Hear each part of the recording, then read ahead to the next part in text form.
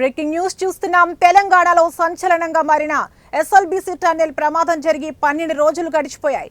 ఈ ప్రమాదంలో 13వ రోజు టన్నెల్ లోపల రెస్క్యూ ఆపరేషన్ కొనసాగుతోంది. అయితే ప్రమాదం జరిగి 13 రోజులు అవుతున్నా 8 మంది సిబ్బంది ఆచూకీ ఆనవాళ్లు కూడా అధికారులు కనిపెట్టలేకపోయారు.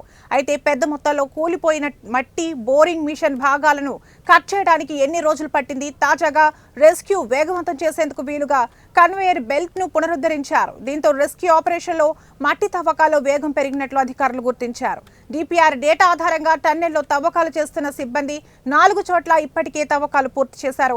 మిగతా 4 చోట్ల మట్టి తవ్వకాలు కొనసాగుతున్నట్లు తెలిపారు.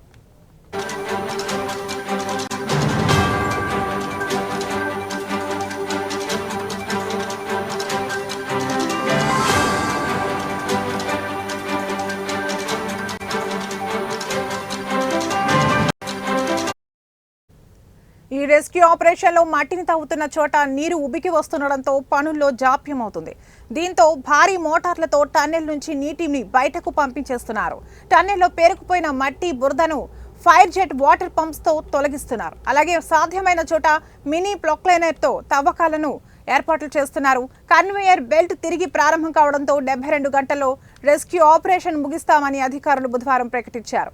ఇదిలా ఉంటే ఈ టన్నెల్ ప్రమాదం జరిగి 12 రోజులు గడిచినప్పటికీ తమ కుటుంబ సభ్యుల ఆచూకీ తెలియకపోవడంతో 8 మంది బంధువులు టన్నెల్ బయటనే వేచి చూస్తున్నారు. కనీసం చివరి చూపుకైనా తమ వారి మృతదేహాలను సురక్షితంగా తమకు అందించాలని అధికారులను వేడుకుంటున్నారు.